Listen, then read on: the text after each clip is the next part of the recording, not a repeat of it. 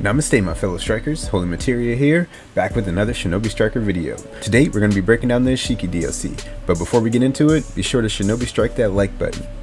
Okay, so once again, man, this DLC is really good, really interesting and unique without being completely broken. So I really feel like the devs, like the new devs, have figured out how to make good DLC that aren't broken, just like the other DLC that's come out in season 5. Like they're still trying to balance some of the old DLC, like Itachi and stuff like that. But anyway, let's get into the Isshiki DLC. So let's start off with all the rewards that you get from him. Okay, so the first reward is just unlocking the master, and then at the second rank you get Ninjutsu Sukuna Hikona. Third one is the Isshiki outfit, then you get karma, and then you get the ultimate, the Ninjutsu Vast Dark Heavens. For rank 6 you get Shinobi Boost Scrolls, then you get Jigen's piercings as an accessory, and then you get the face paint Jigen, and the Sukuna Hikona Black Staff, which is the ninja tools, and then you get another Shinobi Boost Scroll, and then the honorary title Husk. For the ninjutsu, let's start off with the first one, Ninjutsu Sukuna Hikona. So this one has a 22-second cooldown, a 2 in power, and a 2 in range. It says, user shrinks enemy projectiles instantly, nullifying them. Transportation ninjutsu activated for user upon enemy close range attacks or ninjutsu. Added input generates a column at enemy location, causing damage, reducing speed, and increasing ninjutsu and substitution cooldown time. So I think this is probably the best thing in this whole kit, even more than the ultimate in some ways, because this thing just does so much stuff for you. It's almost like a defense type shotgun gun, but even more. Like it's like a shotgun gun on steroids. So for one thing, you can't really get hit by much of anything. Maybe some ultimates can hit you, but like it says, any of the projectiles, you'll just straight up nullify them and you'll still stay in that state. So it's like you're invincible to the projectiles. But then when somebody hits you with a close range attack or ninjutsu that's up close, it will make you substitute. And it doesn't take away your substitution or anything. It just makes you get behind them. And then after that, you can do a second input to make those columns attack your opponents. But it won't just. It's like it's a pretty decent area of effect. So if there's somebody standing next to the person who you're targeting, and you don't have to target the person who hits you either. So, but if there's somebody standing next to the person who you're targeting, they'll also get hit. It has the tracking works kind of like something like a Madarazu or Tsukuyomi.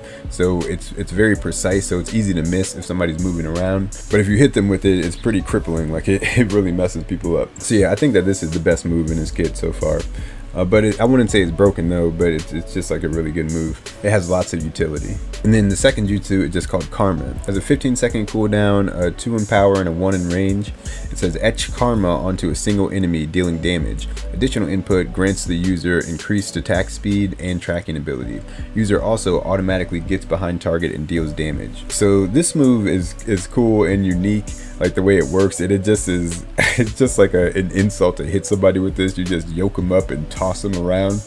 So it's crazy, but I wouldn't say that it's definitely not broken because it's not easy to hit people with it. But it's a good combo extender though. So if you start them off in a combo and like stun them, and then you can do this move. But I wouldn't really recommend just using it because the tracking is kind of weird. It doesn't track all that well, and it just feels like it misses a lot if you just throw it out, which is good though because that means like you have to actually do something to get it. It's not like Hazan Strike where you just have some crazy tracking that's impossible to miss. So you definitely should set it up before you just use it. And also you get it's got some really good buffs once you actually land the moves, but you have to land it in the first place to get all that other stuff. So like you can't do the additional input unless you land the first part. So once you land the first part and throw them away, you can push the button again and you'll teleport behind them and do a kick.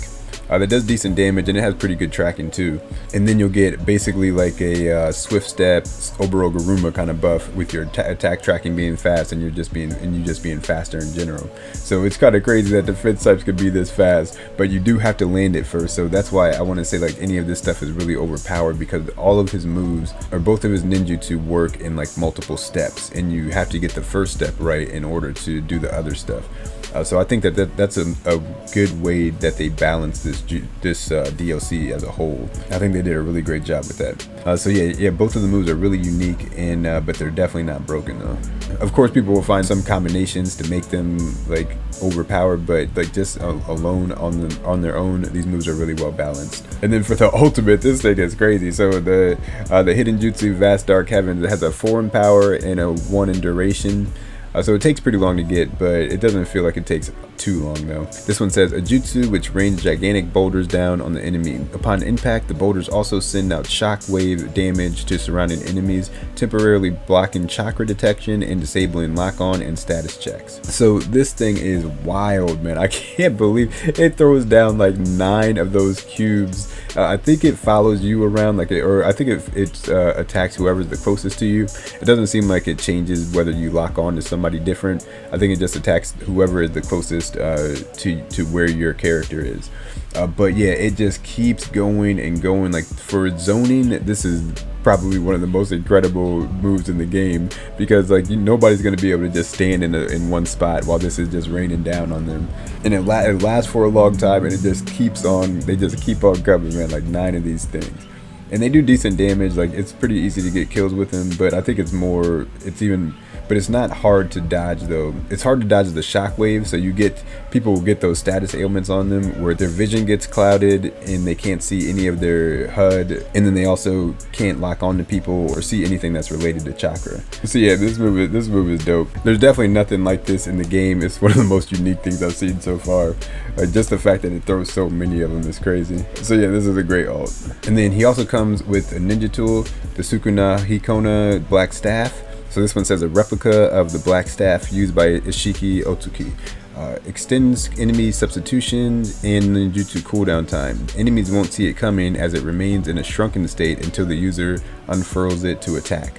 So yeah, it's basically invisible. You can kind of see like the effects of it around, so it's not completely invisible, but it's hard to see. Like people won't really see it. It does some crazy stuff. So yeah, it makes your substitution and your ninjutsu come back slower.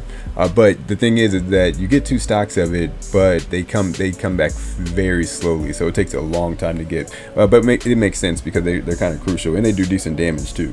This is another big dub for this DLC and just for defense types in general. It's a nice new ninja tool. So yeah, man, like I was saying, this season 5 has been just super hype, man. They've done a great job of making like really good, really interesting DLC that aren't breaking the game completely. And also they teased season 6, so we're gonna be getting a season 6 almost for sure, basically confirmed. And it looks like the first person we're gonna get is most likely gonna be Kaguya. So I am hyped, man. Season 6, season arranged, but we'll talk more about that in another video. If you guys enjoyed this video, be sure to like and subscribe for more content. I'll see you guys in the next one. Everybody stay safe out there.